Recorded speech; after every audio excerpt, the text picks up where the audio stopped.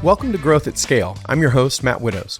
This is a podcast for leaders who want to bring sustainable, predictable, scalable growth to their businesses.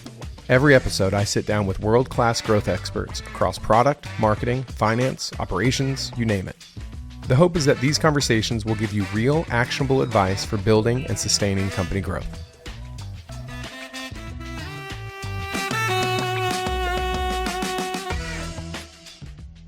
Thank you for tuning into this episode of Growth at Scale. This week, we're joined by Brian Sapp, who's held senior growth roles at several high-profile gaming companies like WB Games, Jam City, and now Rec Room. Brian, thank you for being here today. Oh, thanks for having me. Appreciate it. Yeah, for sure. For listeners who don't know you, we've known each other for many years just through the industry, but could you tell us a little bit of who are you, where have you been, and what do you do?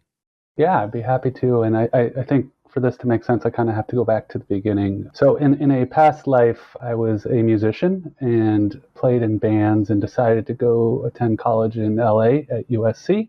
And by way of playing music, I found my way in the entertainment industry. So I was the middleman between the music industry and the film industry, negotiating the rights for music to be in movies, TV, and film, which was interesting, but I didn't love it. And once the smartphone came out in 2008, 2009, and I saw games on that, I was like, that's the future. I need to be where that is. And so decided to quit my job in 2009 and move up to San Francisco with about 6 months savings. And I think during that time, I went on about 26 job interviews and ended up getting to the end of my funds and basically crashing on friends' couches before I finally got a job at my number one choice, which was at the time a mobile ad network called Tapjoy.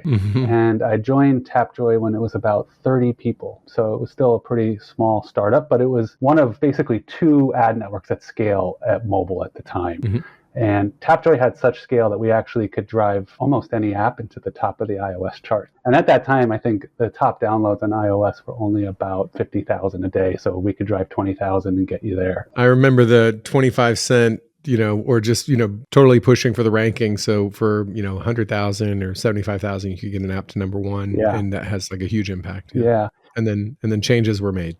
Yeah, well, Apple didn't like that, and so they clamped down on incentivized installs, as we called it. But no, it was a great time. It was the early days of mobile. It was kind of the wild, wild west. I got to work with a lot of game developers as they were just starting out. So companies like Zynga, where you were, Supercell, Kabam, Pocket Gems, and so many great companies.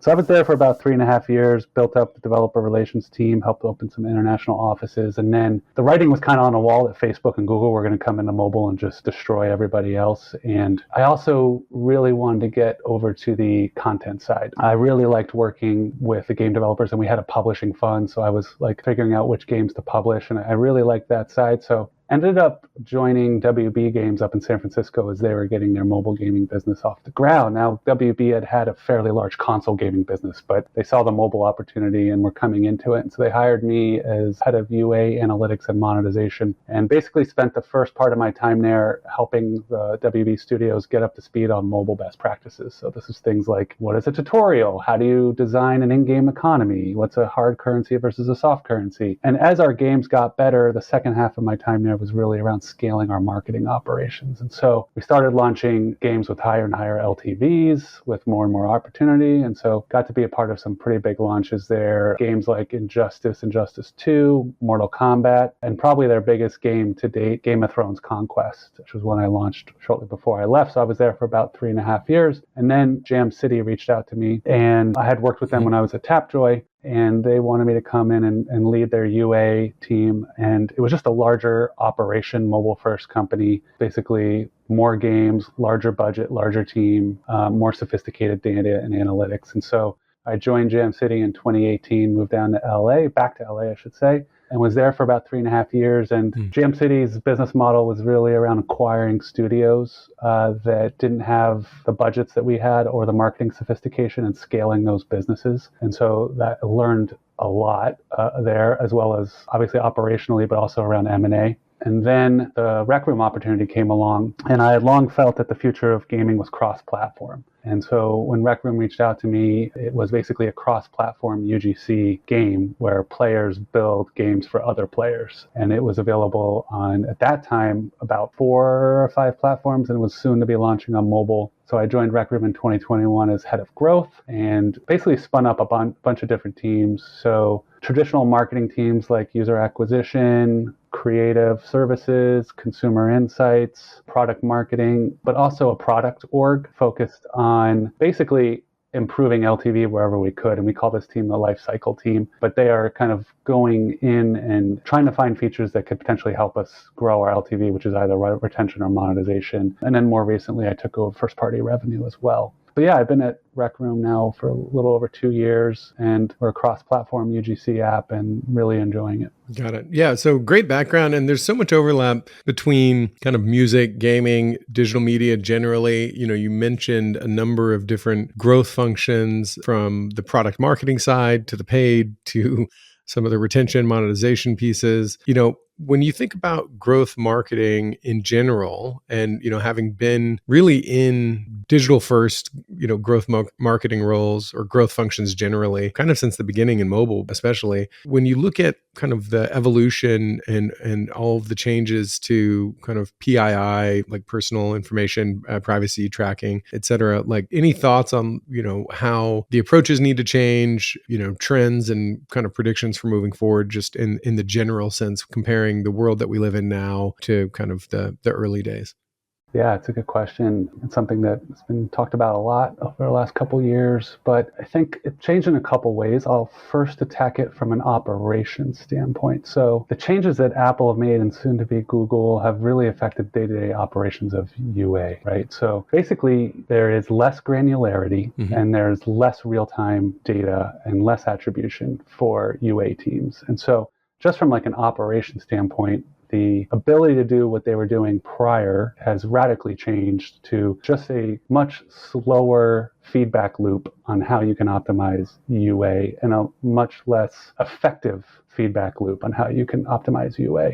And the picture's gotten muddier on paid versus organics and ROI. And so that's a big change. And I think operationally, it kind of is what it is. I don't think it changes the important things, which are, focusing on creative and focusing on, the most performant kind of campaigns and creative you can. What it does change materially is the way businesses can operate. And so I think you had a lot of companies, and this falls within gaming, but also not in gaming, that had built up these, what I'll call, I don't want to say niche, but they had these ceilings at which they couldn't scale past on the UA side. So for example, like this might be a company or a game that can only scale up to about 50 grand a month in UA or 100 grand or, maybe a couple 100,000. And when they went over that ceiling, it quickly became unprofitable. So what that meant was they were like very heavily reliant on the targeting of these UA campaigns to prop up the business. And they weren't getting a lot of help on the organic side. Yeah. And a lot of these types of games and companies, because of the PII changes, basically are having a really rough go at it. Like they are not finding that growth or that sustained user top of funnel that they had before. And those companies are basically declining, right? And so I think there's that like kind of mid-tier companies that are just getting hammered that were like really reliant on very narrow targeted UA to survive. And really what's happening, and this was sort of happening before, is that a winner-takes-all approach is really the one that's going to be, kind of succeeding, which is the companies with the massive budgets and the companies with the games that can both succeed on high level spending of UA, but also grab a lot of organics at the same time. And so how you can kind of mix those two things together. And you see it with a lot of the top mobile games now. It's like, it's the folks with deep pockets and high level of organics coming in as well. So I think from like the business model side, things have changed and companies have to get much more smarter about what games they launch, if they can launch them at all. I think it's moved to bigger companies with big pockets being able to survive and the small companies kind of getting weeded out. And existing user bases that they can cross promo into, or they already have a bunch of first party data that they can leverage that nobody else has, right? It gives them a huge advantage if you have, hundreds of millions of, DAU or, That's exactly right. I think about Candy Crush is over 1 billion. Candy Crush specifically as a title has been deleted from over 1 billion devices, and Wow. they're still growing, right? So it's like it gives you a lot of data to work with. Yeah. It's a lot of data, and so I think it changes fundamentally what games get greenlit or what products. Another area that got hit pretty hard is the direct-to-consumer business. These are folks that were making their money on Instagram, for example, and so it could be anything from like luggage to mattresses, but that targeting was really working for them, and now they're having a much tougher time kind of growing those businesses. So it's not just gaming; it's definitely hitting non-gaming, and the direct-to-consumer business is hard too. I think from like a marketing org standpoint, this stuff was important before, but it becomes more important now, which is product marketing and trying to make sure that your marketing beats have bigger halo effects. Yeah. And so that does tie into like, IP licensing sometimes, and that might be able to help you. Like in Rec Room, for example, we do a number of partnerships with IP holders. Like we've worked with the NFL, the NBA. We just worked with Barbie and had Barbie's avatar items come into the game. And these are basically beats we can do quite often in a live operated product that can kind of help us grab that moment and get both new users and re-engaged users off of that beat. And we, with the Barbie, we kind of hit it pretty well in that obviously the movie did really well, but we saw a lot of interest from our players who hadn't played in a while kind of come back in for that beat. And so I think that stuff just becomes more important. Yeah. And I think to that point, like you had mentioned, it's always been important, but as the edge of paid acquisition has become more dull, the value that you gain from some of these other things like product marketing, but like, life cycle campaigns, not life cycle in the team, as you mentioned before, that's focused on, revenue and monetization, but life cycle in the traditional push and email, et cetera. Or, again, creative's always been important, and the optimization around that and the informed elements that lead into that, like consumer insights, et cetera. But it's even more amplified now because you have to have a lot more of those supporting elements. Yeah. I'm curious, like when you think about, especially with more, I think over the last quarter especially, but all of the generative AI and AI generally, and ML has always been around. But when you look at some of these emerging trends in AI, any thoughts on, how that's going to impact growth marketing generally? I think it's still early days. Yeah. I do think, like, if we just look at the history, and I think you just said it, like ML's been around for a long time. I think that was a big change that UA already had to go through, which was, if you remember, the early days of UA was very granular, set up hundreds of campaigns and, 3 to 5 different creative for each of those campaigns. And then in 2017, 2018, Facebook and Google really started rolling out with the ML campaigns, which meant less work, set up one campaign for each geo or sets of geo with 50 creative. And so we've started to see that, work operations change. And I think AI is just going to be an extension of that to some extent. And probably the biggest impact is going to be around creative in the near term. And so I think this both will happen from a production standpoint, in that AI, in theory, and we're starting to already see this, should be able to rebuild creative from elements that are already successful. But I also think from an ideation standpoint, so I've seen this with our teams a bit, is that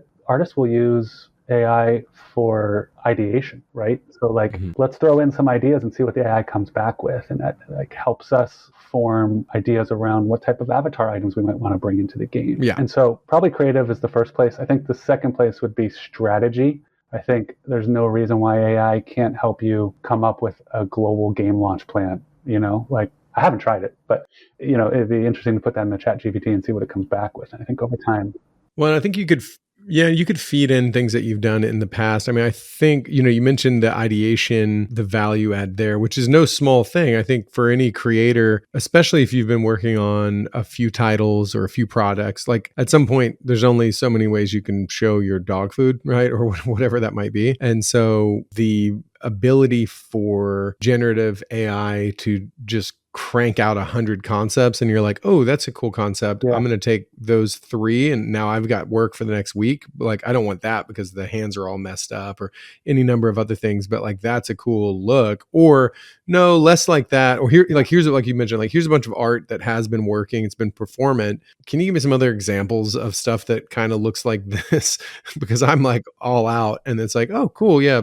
Change the foreground or the depth of field or any number of things that drive that. And so I think from when we're still early days. So when you look at some of the generative stuff on campaign planning or even like a full global launch that says, oh, here's like a real world, like live event that you could do where helicopters are going to come in and it's like, okay, like, sure, why not? Because I think you can have it crank 50 things at a time in like less than a minute. Yeah. And right now we might shrug at some of it and be like, it's so, but it's so early. So I don't know, when you think about like how quickly this progresses, you take, because the curve of acceleration on this is way higher. So you take like gaming as an example generally, with Pong from, I don't know, early 70s, and you look at where we are now, that's taken, call it 40, 50 years roughly from where we've been. This acceleration is way faster. So like we're going to see a shift from like Pong level quality to current level graphics in, I don't know, Call of Duty or something like that. Yeah. That's probably going to be more like a 3 to 5 year span of that difference in quality. And so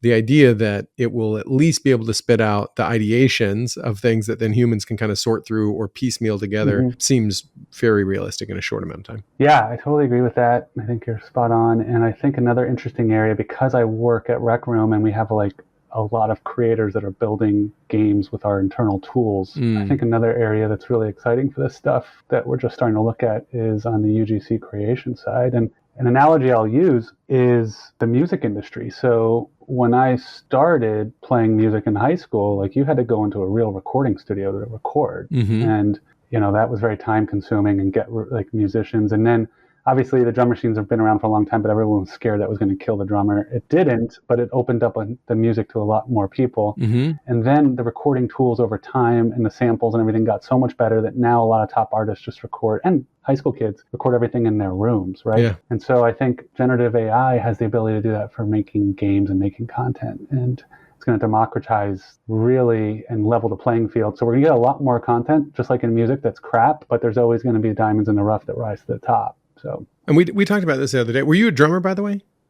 I was guitarist and a bassist. You're in guitar and bass. So we talked about that, and it's an interesting parallel between, I don't know if it's Ableton or things like that for drum. I don't know what it is mainly for drums. Yeah, Reason, but and people thinking in these early days that it's going to like completely degrade the art. Very similar parallels with digital photography, where everyone's like, well, nobody should be a photographer anymore because cameras are taking such great pictures now, or Photoshop makes it so easy to like dodge and burn that, that's just darkrooms are dead and all this. And it's like, yeah, darkrooms were dead, but that didn't kill the art of photography. If anything, it accelerated it and it raised that bar to where if everybody can like really quickly make a photo that they can take a photo, instantly get feedback, be like, nope, that's not right. Make all their changes, take another photo, be like, yep, that looks more or less right.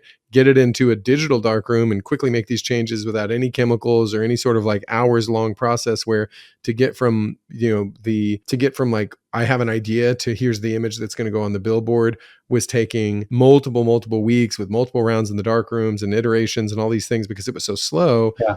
Now all that can be done in like 10 minutes. Well, we might as well just walk away. It's like, well, yeah, if you're going to live in a dark room and if you're going to live in a world where you only play beats on a drum, but why would I do that when I have a perfectly fine snare here and 50 other snares I can hit? So it makes it more accessible. It raises the bar. So like what was great yesterday, if the generative stuff can just crank out ideas just as fast, it just shifts the focus of like where the value creation is. And so like the general premise of leveraging those tools early and often to essentially master them, and you can, you're not going to be in a situation where AI has suddenly replaced you because you've been leveraging AI even when it wasn't that great, even when Reason or Ableton wasn't that great, even when digital cameras weren't that great. It's like, if you got really good at that stuff for photography, let's say in 1998, you were an expert by 2005, because that's when commercially they started becoming really interesting. So I think there's some parallels there. Yeah.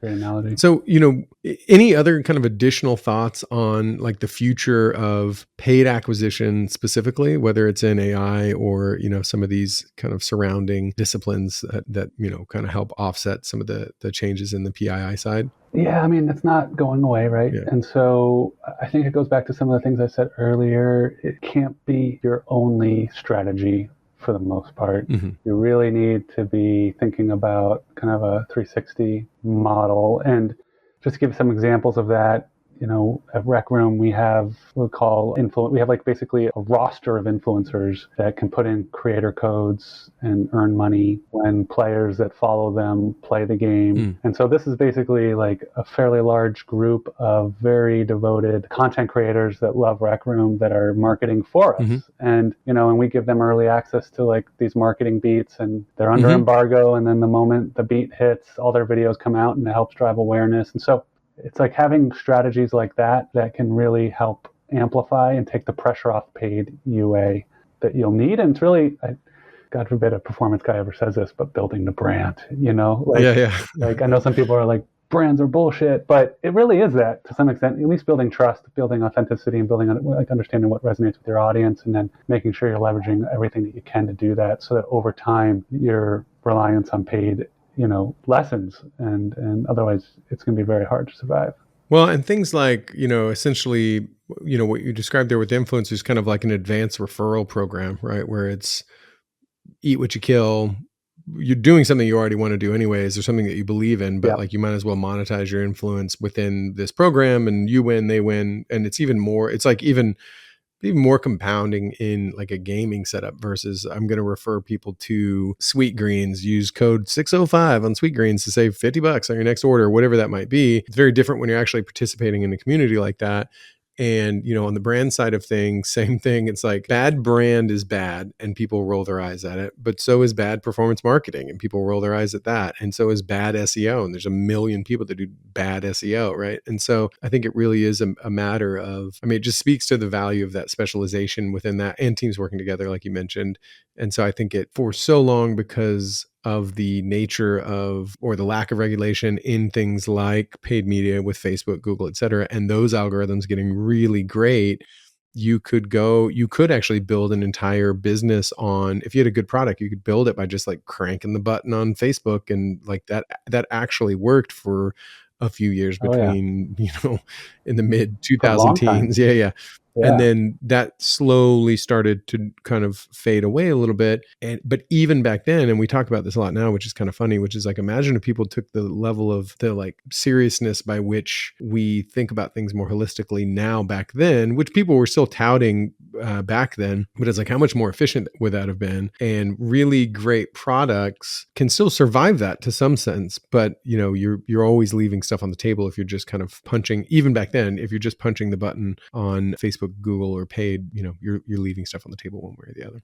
Yeah. And I think what a lot of execs from that time got addicted to measurement, and it was really hard to measure the other stuff. And you either had to have faith or you didn't have faith. And the folks that had faith kind of benefited from it now, I feel like, and you can see that in certain companies.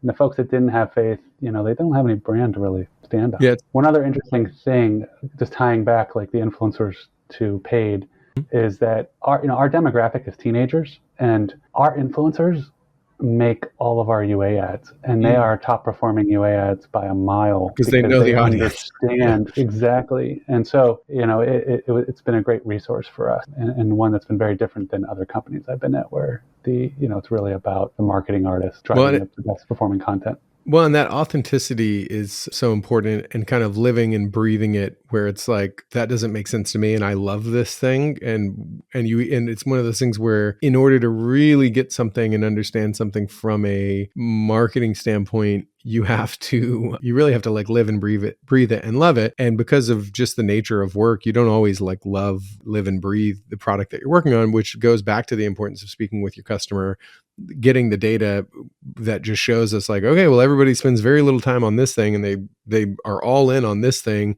even though the product teams and other teams internally are really trying to push this thing because we think it's going to do this thing, and maybe it will and maybe it won't. But, we built it without talking to the customer. So it's no surprise nobody's using it, or it's not being surfaced in a way that makes sense in the flow and in the way that the user is using it versus the way we want them to use it. And so those types of things, especially at scale, are kind of never ending. And I think that going back to the customer, having a closer connectivity to your users and really understanding the path that people are taking, there's these things called, I can't remember what they're called. I think they're called desire paths. And there's a whole subreddit about this, which is a really kind of a funny thing when you hear what a desire path is. And we've all seen them. They're very common on college campuses, where you have the sidewalks that are paved, and then you have these like beaten paths of where people actually walk. You see it all the time, like through bushes or something, not necessarily on a college campus, but it's like anytime there's a really well-worn path through something, that's a desire path. And the Reddit subreddit is such a niche thing, but it's like, that's the thing, which is like, there are the paths you build, and then there are the paths that people are actually taking. And how do you find those desire paths within your product, within your onboarding or whatever that might be, so that you can kind of better set up users for success in a way that makes more sense for the ways that they want to use it. And I think the UGC side and what you guys are doing at Rec Room give you all of this additional data where that is like at the forefront. It's like Rec Room without the users doesn't really exist. And so they're kind of building the product alongside you guys, and you're just kind of in some ways, and correct me if I'm wrong, but like you're ultimately facilitating the world that these people want to create and live in and experience. Yeah, I love that example of desire path, because that really resonates with me, because I think if there's one job of a product team, it's to kind of remove obstructions to those desire paths, because it's not always evident. And what you think is going to work doesn't, as we know very well in the UA world, rarely ever works. So yes, because you have all your own preconceptions, you have all of your own filters and things, and just average people, just by the very definition of an average person, is very unlikely that you're going to be perfectly average, right? You're going to swing too far this way or too far this way. Or in the case of things like a slots game, a mobile slots game, it's like, if you're not a deep mobile slots player, you can't possibly understand why people want to play that.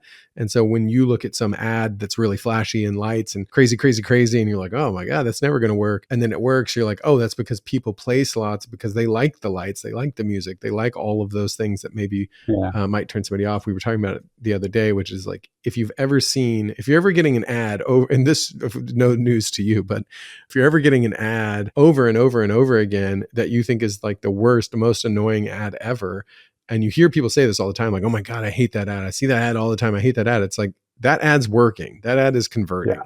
So, or the company's about to go out of business because they're not tracking it. But like, odds are, if you're seeing something over and over, especially over the course of many months, it's because it's working better than any other ad. And that's where, and I think your point on measurement earlier, where the ability to measure paid in that way, it's no wonder that so many people gravitate towards that, because they have a chance to understand it and have some sense of predictability or control that may or may not be actualized, but they at least feel that way, where you lose. It's less connected to things like product marketing or more nuanced kind of elements of growth. Yeah, absolutely.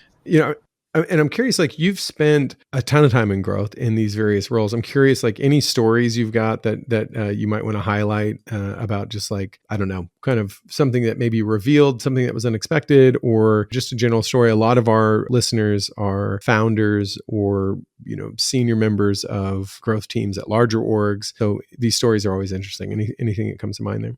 Yeah. Well, I think like it's kind of walk through the Jam City model, if you will, because we were really a performance marketing machine, and it was all about identifying games that we could scale, where the studios either didn't have the resources or the sophistication to do it themselves.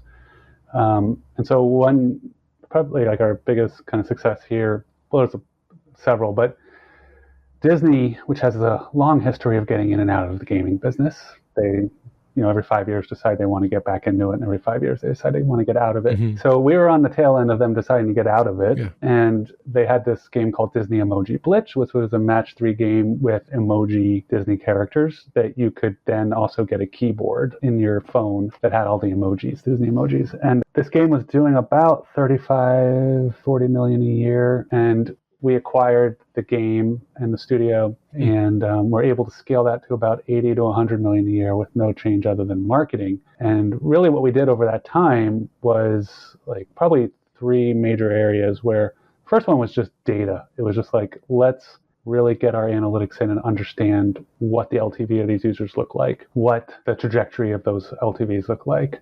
And we didn't do anything for the first year. We basically just kind of like let it be and waited until we had enough data. The second one. And when you say didn't do anything for the first year, and tying that back into your previous point of, essentially doubled their revenue to around 100 million without changing anything outside of the marketing, given that you didn't do anything in the first year, does that mean there was no real marketing happening in that year, no buying, no whatever, or didn't change anything for the first year and they were just still running like nothing had ever changed? I should say we kept it steady. Kept it steady. Okay. We kept the UA budget, somewhere, in like the six figures. Sure.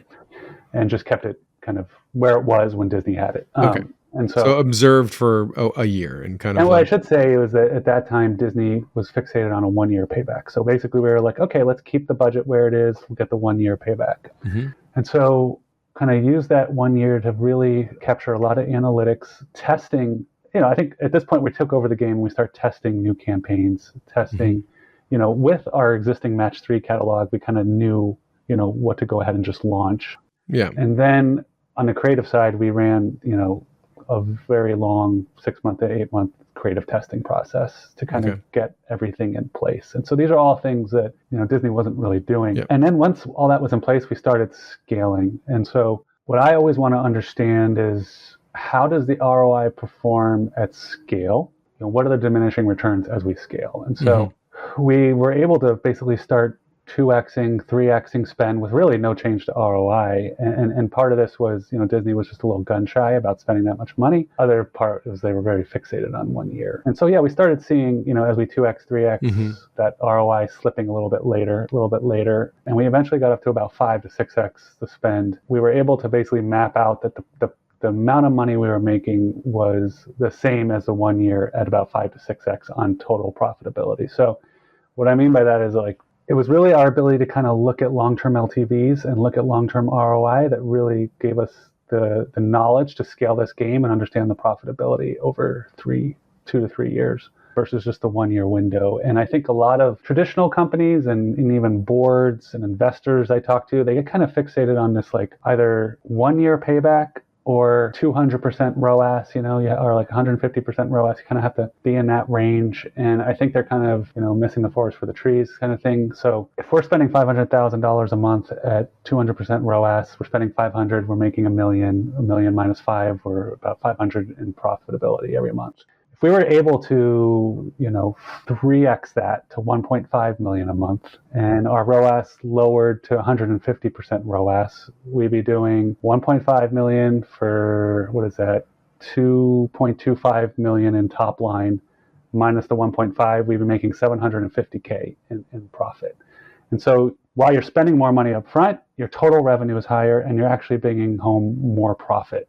And so it's kind of understanding that scale and where your long-term ROAS is. And I think that's a big thing that helped a lot of sophisticated gaming companies scale, in that they're willing to increase their return on ad spend if you can scale enough where the total profit is more than it was at the small level of spend. And that's hard to do because not a lot of games can just 5x your UA and get nearly the same ROAS or 25% worse. Yeah, it requires you having very strong predictive analytics teams so they can quickly diagnose, within a day or two of campaigns being up, they can accurately predict how much revenue you're going to have at month month one, year one. Day would be noisy, but I think monthly is the right beat cadence. Well, yeah, and it's to make we've always made day 3, day 7 type targets to lead us to where how are we doing in that pot, because at scale, if you're spending $350 million a year, right? It's okay, you gotta, because the money's got to go out at some point, and you have to work as best as you can with some of that leading indicator stuff. I think nowadays, for sure, a day would be, the data is not clean enough to really get good reads there, but it requires having strong predictive analytics. Mm-hmm. It requires, I think, the trap that a lot of early stage companies get in, not really a trap, but one of the limitations that they see is that they're well, I don't have fully baked cohorts. So I've only had, 100 people came in 6 months ago. So I only have 100 people that are, quote, fully baked at 6 months. And then last month, 10,000 people came in, which is great, but I still don't know what they're going to do. And our product has changed so much that if we're going to look at what they did within the first 3 to 7 days here, it doesn't really map back to what that 6 month cohort did in their first 3 to 7 days. So it requires that. So it requires a little bit of history, willingness to take risk from the investors or from the finance team, which requires some capital. And it requires, to your point, additional data science to say, well, the ability for the media teams to turn up the dial on the scale And to your point, it's like scale is king at the end of the day, because, I can't count the times somebody would come to me and say, hey, we have this amazing campaign right now. I wanted to flag it. And, it's crushing. It's doing 20% day 3 ROAS. My first question is always like, at what spend? Yeah. Because if you tell me it's at $1,500 a day, okay, that's great. I don't want to like pop the bubble, but like ultimately that's not that exciting. If you tell me it spent 150,000 last week and it's a new campaign and it's consistently holding at 20% day 3, day 7 ROAS, and we have a 1-year payback, like, okay, I'm like, put more into it and see if that's breaking. And then over that next month, it's like, how were the day 30 shaking out? Because maybe that 20% is actually what we're targeting day 30 anyways. So like, what do I care? And if at day 30, it's like, okay, how can we keep shoveling money into that until that breaks? So if you have a media buying team who can push the gas on the scale side and monitor that, the predictive analytics teams to make sure that that early data is mapping out, we're like back testing that.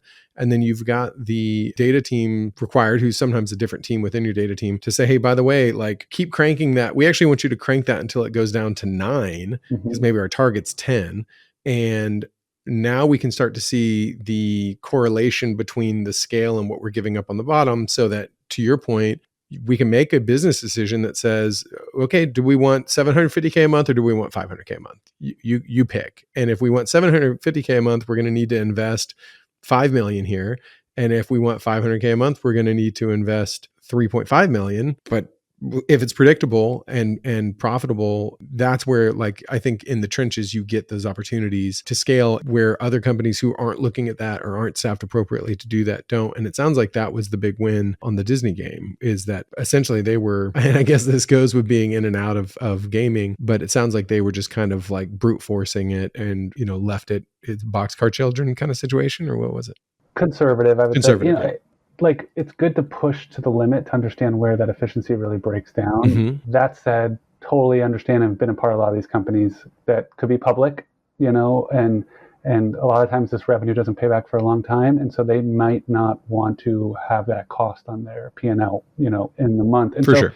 Obviously, every company is different, and every company has the way they're going to handle their finances. But if you take that stuff out of the picture, it's really good to understand, and you need the funds to do it. Right. You need the aggressiveness. You need the entrepreneurness, obviously. And it helps when you have a lot of data and a lot of portfolio to measure against. So you have more faith in your data than a company that has nothing to compare to. But yeah, pushing those limits, I think, really tells you a lot, and tells you what the elasticity is of that ROI, and ultimately, does the extra funds pay off for more profit or not? And to your point, scale, a lot of good things come with scale, as we know, like more organics, scales out competitors, pushes out competitors, makes it harder for incumbents to come in. So there's a lot of benefits to it. Plus, a massive scale, it acts as a retargeting mechanism, and you almost don't need to do anything because the users are coming back.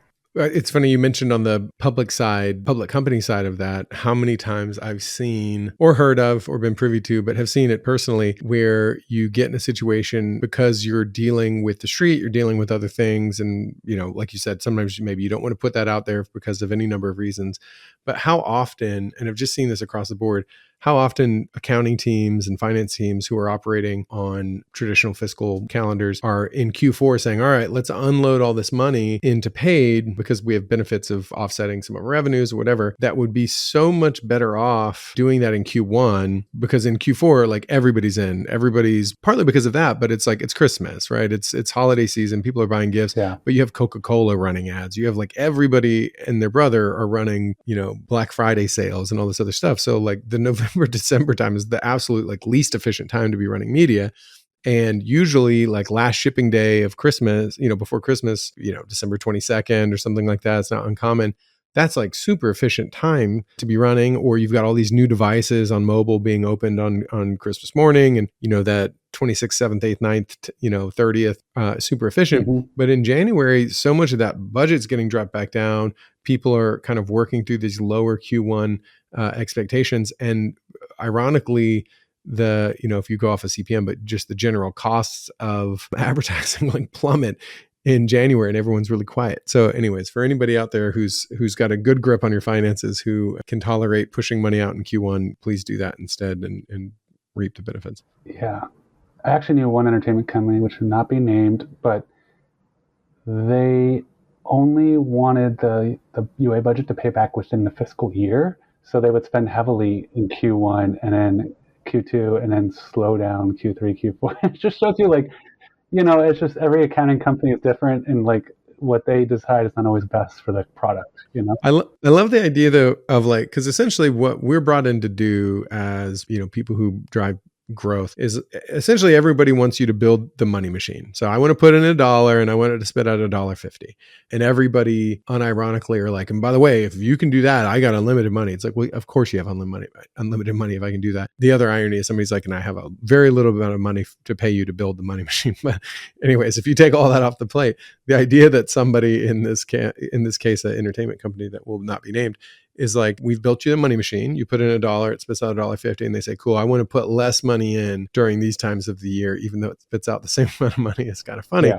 But I'm guessing, oh man, I was going to say, I'm guessing that's like a smaller company, but maybe not, because it's any number of things. And this gets into the, like, when you're managing things to impress the street or investors or that's usually always because there's some investor that wants to see something. Yeah. And I'm curious, like on that topic, because that hasn't gone away and isn't really changing in the grand scheme of things.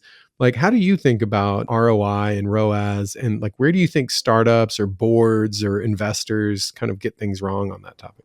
I think it really does come down to like a fixation on the payback period. And it obviously depends on the product. Some products have the life cycle by which they need to pay back within 3 months.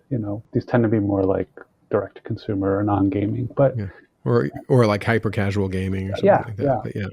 But yeah, the direct to consumer stuff where it's either high consideration, like one-time purchase, or a lot of the e-com stuff is like you're looking for running shoes. Or it's going to be cold in 3 months. Subscription models, like those, a lot of those don't make it past 6 months or something. So that's fine, and that's the way that business has to operate. I think gaming is so specific that a lot of people just don't have the understanding of the year-over-year returns in gaming, and really mobile. Nobody knew this at the beginning of mobile. I remember everyone's like 30-day retention. That's all anybody was fixated on, and then it kept getting pushed out, and then now it's multi-year, and so. It's really just understanding that, and then understanding what you're willing to risk, and then understanding to the best of your ability, and no one's ever going to get this perfect, and it's always a moving target, but understanding incrementality, and that's a big one for us at Rec Room because we are cross-platform. So it's a big one.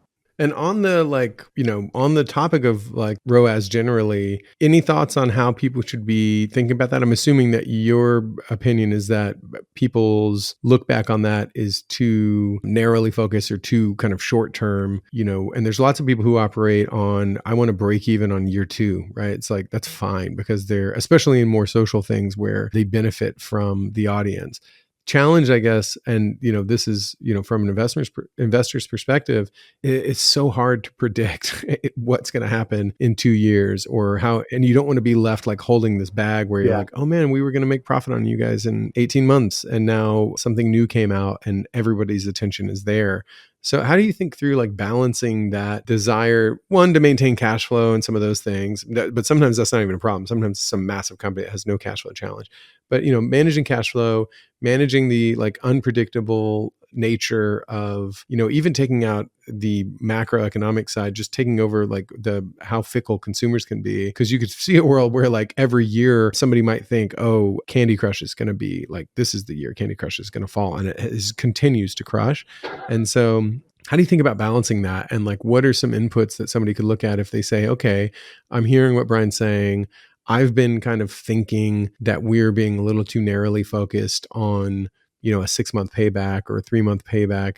Like, what are some things that somebody might look at, or, where might they dive in, or what pieces of data might they leverage to come back with an argument to their board or to an investor or to their CEO or whoever to say, hey, I want to like take a shot at, maybe increasing that to 8 months or 12 months or 2 years. Like, what are some elements that somebody might look at there? Yeah, it's a good question. There's a lot of considerations for it, right? And so I'll just start off by saying I've never, and this is in gaming, not in non-gaming, I've always looked back on the data and been like, we should have spent more. 100%. Always in my life. And so they're just, that's an aside, but that's there. And it kind of frames a little bit of my cowboy mentality, if you will. Users are always cheaper a year ago. And I think what I've learned is that if a user's going to stick around, they tend to stick around. They grow. They really form a relationship with a game over years, especially payers. And again, I think that was something that was really hard for people to wrap their head around for a long time. And so, but going like to your question, I think if there's cash flow is tight and the funds are tight, I think you obviously have to start with a small window, and you have to build that data over time. And so when you hit the 6, 9, 12, 18, 24-month windows where you've had enough cohorts going through, you have to revisit it every single time. And hopefully you're getting the data that like tells you, can we push this back? And then that's number one. So it's like understanding that curve and that retention, that LTV and that payer percentage over time. Back testing that. Out. And I wouldn't like tell someone to just spend unless they understood that. And I think there is this like fine line of intuition and data, and you're never going to have it all. And you're going to have to make gut calls. And I think the more you do it, the more better you get at it. And it kind of just comes with experience. But I know it's not a great answer. Yeah, I mean, but it's all going to be coming back to the data. So it's like, hey, I mean, and I think factoring in things like our CACs, right? So like, let's go back and do a retro on those CACs month to month over, rewind X months, right? 9 months, 18 months. Let's look at our assumptions back then and what we were buying towards, which is, okay, we're buying towards this 6-month payback and we expect that to shake out like this on day 7, 14, 30, 60, whatever. And then back testing that to say like, we expected if we were expecting break even on month 6 or something like that, what was that tail that we were operating against? Because there's definitely some number that went into that said, okay, we're going to break even on month 6. And then on average, those people are going to be worth this much, which gives us this net return on ad spend. And then let's see if that's paid out or if that's accelerated. Because you also have these unknowns, like where your own product is going to advance to where once I could look at this and say, everyone's going to get bored with this. It's like, yeah, everybody would have gotten bored with this if we hadn't changed it over the next year and a half, but we've changed it massively. And we've introduced new product lines and we've introduced new revenue streams or mechanics that get people to convert earlier or mechanics that get people to retain longer or share, right? It's like how many products have essentially no sharing element or how many products have essentially no lifecycle programs or campaigns that are trying to get people back. And like when that gets introduced 9 months down the road and you're not back testing that LTV or sanity checking those efforts even in general, even without a holdout or anything, but just sanity checking how the business has changed, how the product has changed, how the dynamics of the buying has changed, like all those do feed into it. And so I think it is that kind of constant drumbeat of back testing, because that's one of the kind of larger level levers that you could pull that really sit in the finance and data camp.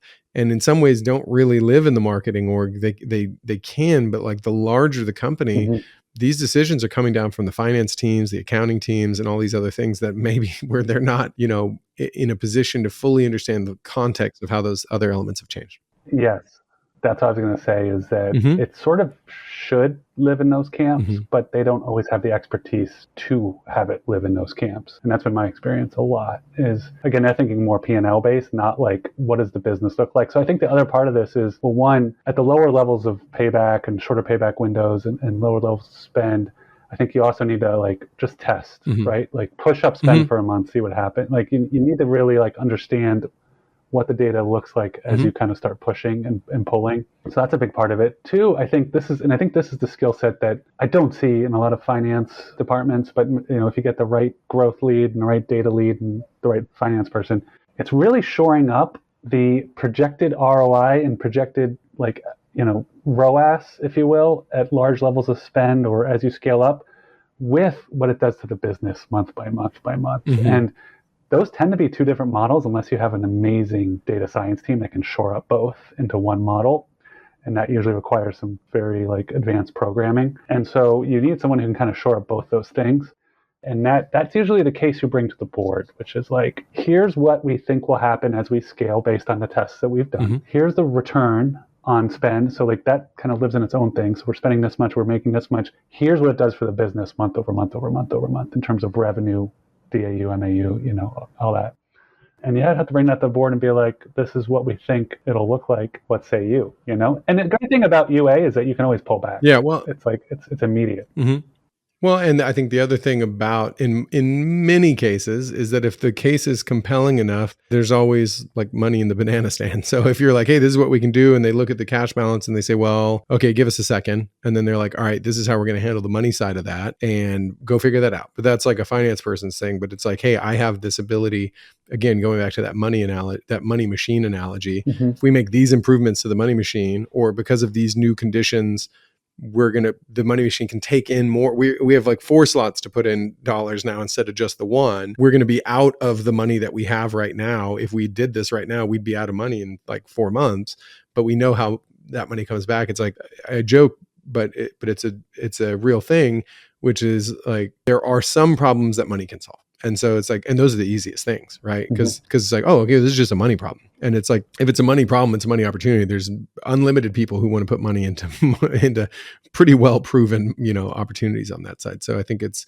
I think that's another good note for somebody is like, you've got to do all of the work to build out the case. But like, if you can show that, like, people are going to want to pursue that. And that has massive impacts on growth, because you think of the kind of exponential impact for most products where, when you're looking at these charts, it's like so much of that is compounding. Yeah. And when you think about the brand lift and the recognition, all these things that come from larger scale that aren't really immediately traceable back to that next incremental dollar, those have massive dividends over the course of 20 years, 30, 40 years. I think it was Louis Vuitton or somebody that didn't make any money for the first 20 years. Nobody knew anything of them. But it's like, that compounding interest is really important.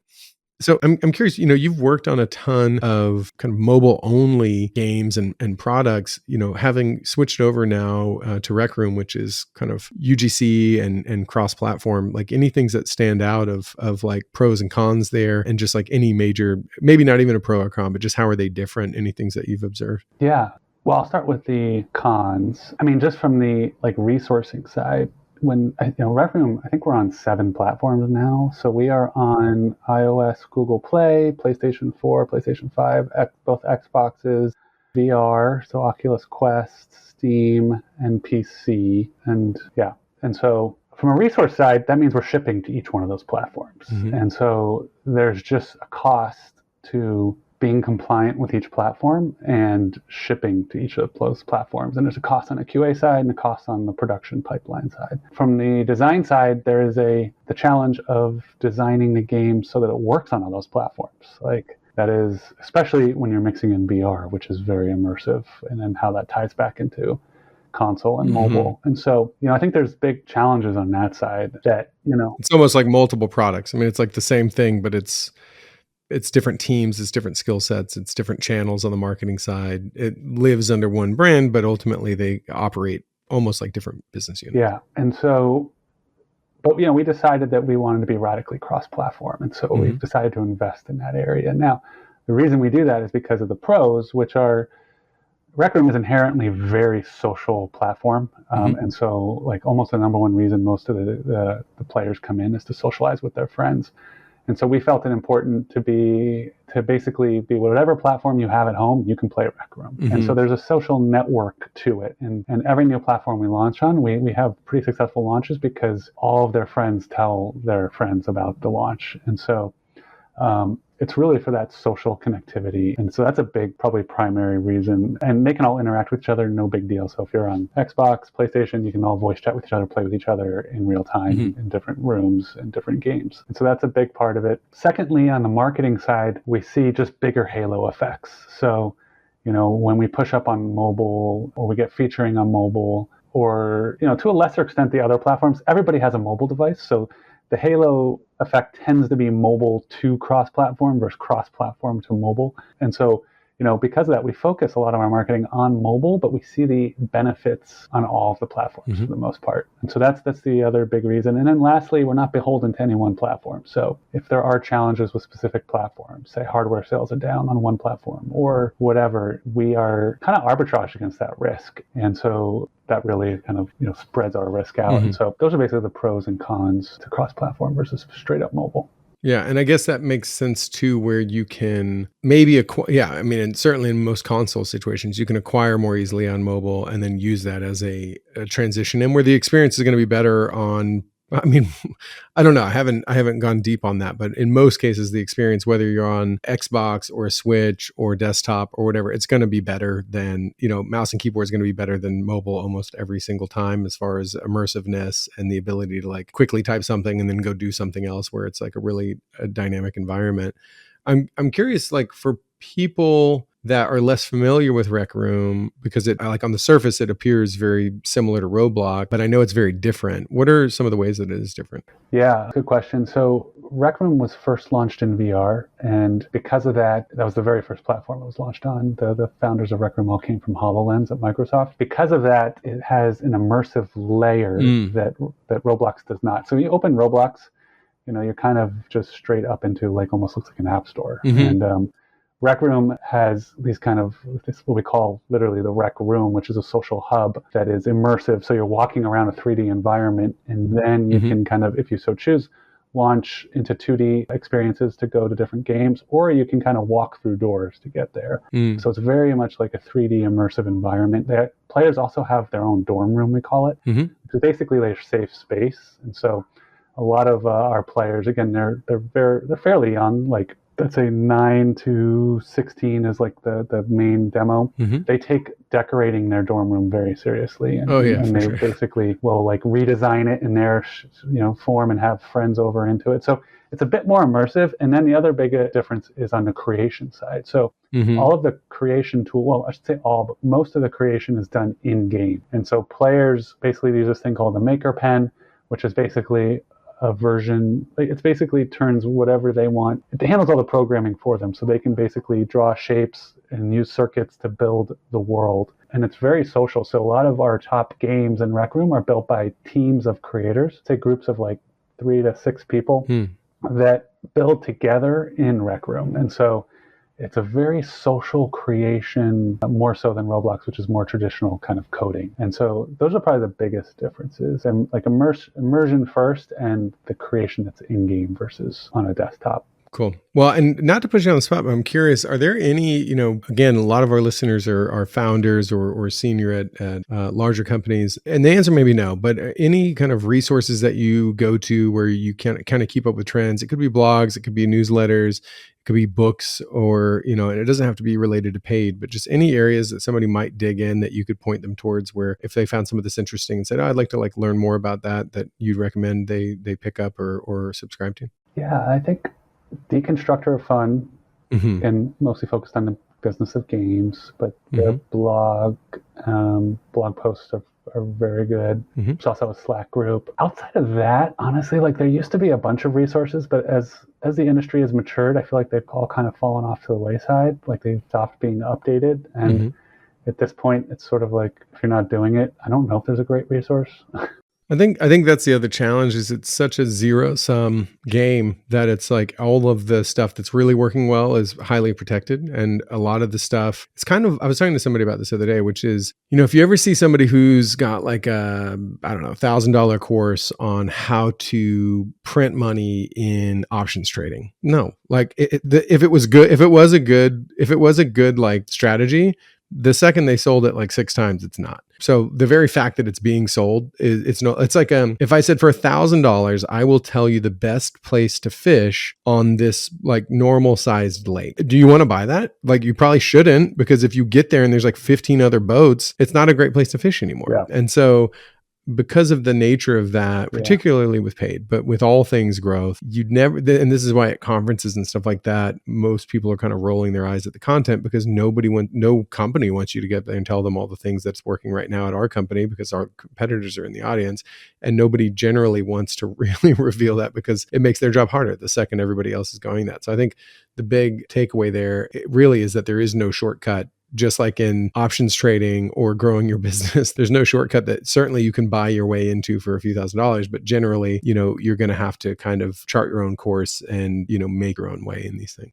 Yeah, I mean, I think in the early days of mobile and UA, it was all about going to conferences and getting tips from your network. And you could bring back some super valuable stuff, like, and then, like this beta program with Facebook is working really well. And then that would spread like wildfire and everybody got in it. And there was an advantage to that. So like over time, as these platforms have become more automated, the human intelligence side has become less important, to be frank. Like there's not a lot of like secret sauce things, Like you can just look at what people are doing and look at the business. And I think, it goes back to the fundamentals now more than ever. Yeah. It's like you need a product that resonates, that retains, that monetizes. And, you need, that brand, you need creative is really important. The messaging is really important. And, then the math and the data, So I don't think there's like a lot of secret sauce anymore, to be honest. I think that's part of the reason why these blogs have kind of faded away. Yeah, well, this is the classic hard work works. That's the secret, is that you just have to grind it out and make mistakes and track and work,